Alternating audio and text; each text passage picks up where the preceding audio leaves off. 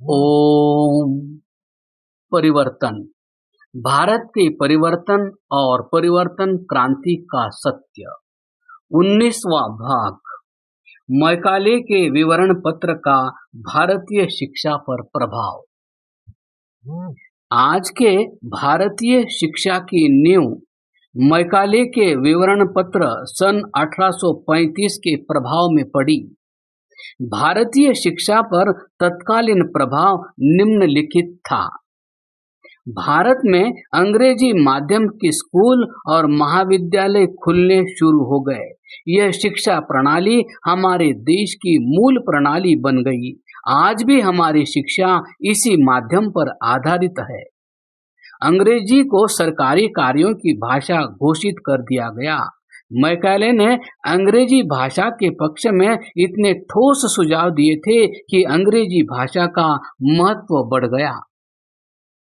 शिक्षा नीति बनाने वाले लॉर्ड मैकाले ने दिमाग से गुलाम काले अंग्रेज तैयार करने की शिक्षा नीति बनाई और उसका असर भी हुआ। उसने अपनी नीति का खुलासा करते हुए लिखा कि हम एक ऐसा वर्ग तैयार करने की तैयारी कर रहे हैं जो ब्रिटिश भक्त होगा। देखने में वो भारतीय होगा पर मस्तिष्क से ब्रिटिश होगा। उसके द्वारा बनी नीति का असर भी हुआ जिसकी चर्चा हम ऊपर कर चुके हैं।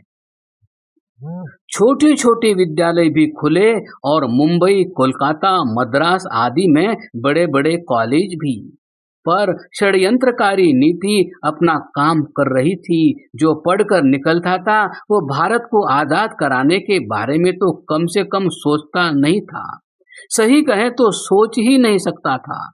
उसको तो उल्टा अंग्रेज ही अपने भाग्य विधाता दिखते थे, जिन्होंने हमें सड़े गले रीति रिवाजों से बाहर आने का रास्ता दिखाया, हमें पढ़ा लिखा बनाया, हमें सभ्य बनाया, हमें बड़ी बड़ी वैज्ञानिक देन दी। भला ऐसे सोच रखने वाला उसी अंग्रेज सत्ताओं के विपरीत कैसे सोच सकता था। ऋषि दयानंद ने अपने भ्रमण में इस बात को अच्छी तरह समझ लिया था कि यहाँ पर शिक्षा के स्वदेशी केंद्रों की और गुरुकुलों की बहुत आवश्यकता है।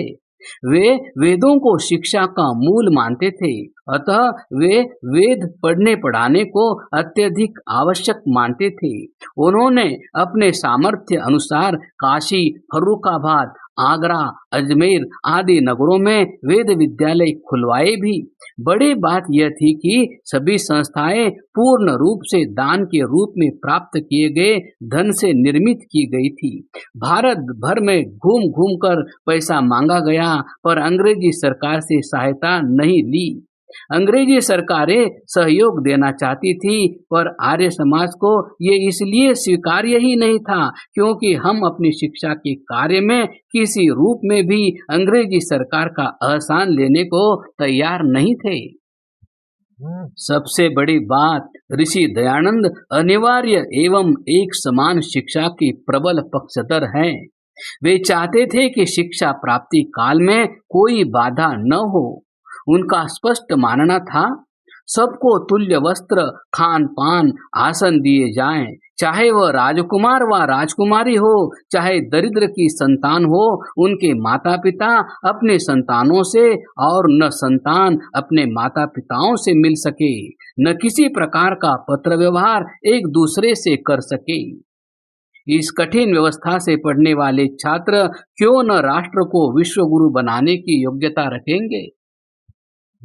इन्हीं शिक्षाओं से प्रेरित होकर सन 1883 में ऋषि दयानंद की मृत्यु के पश्चात उनके योग्य शिष्यों ने उनका स्मारक बनाना चाहा।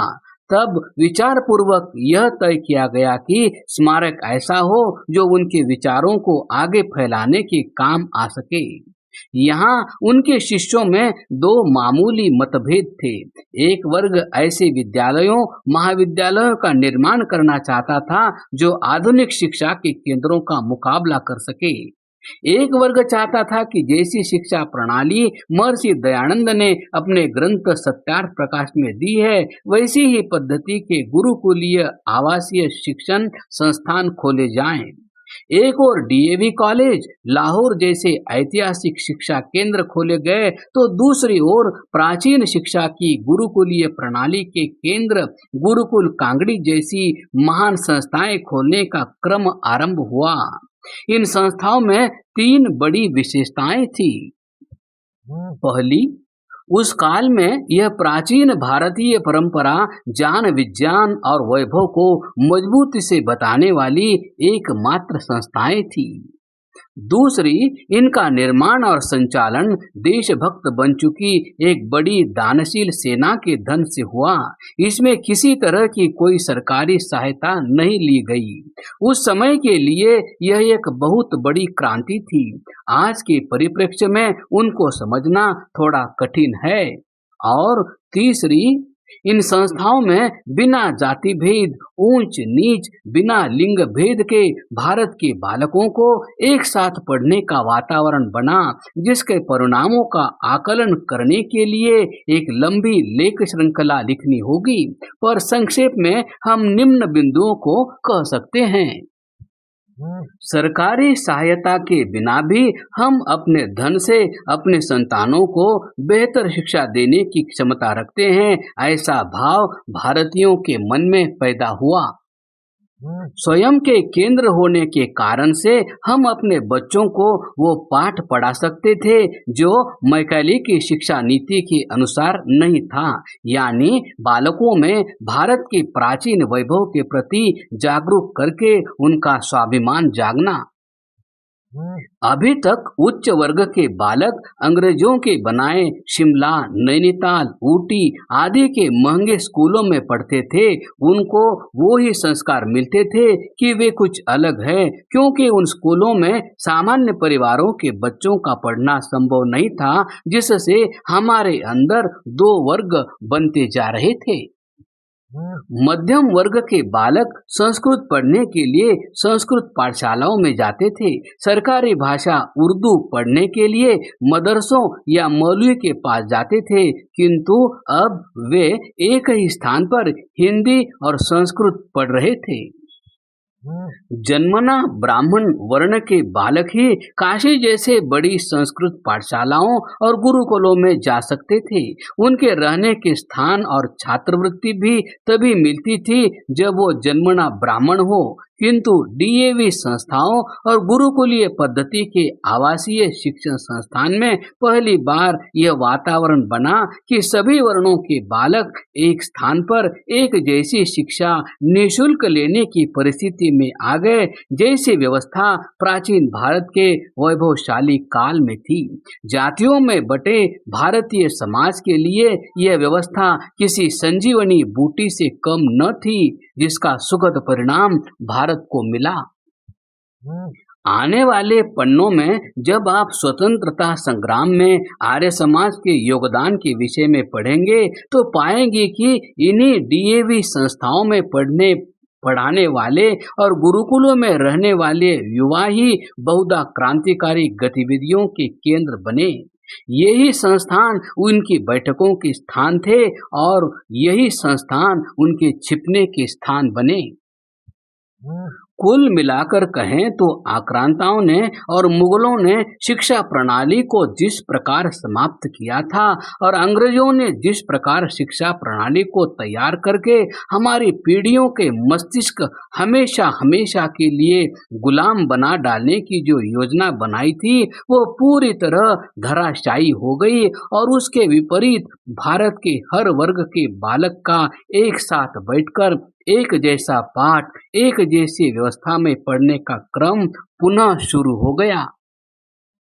अपने प्राचीन वैभव को देश की अगली पीढ़ी तक पहुंचाने का मार्ग खुल गया।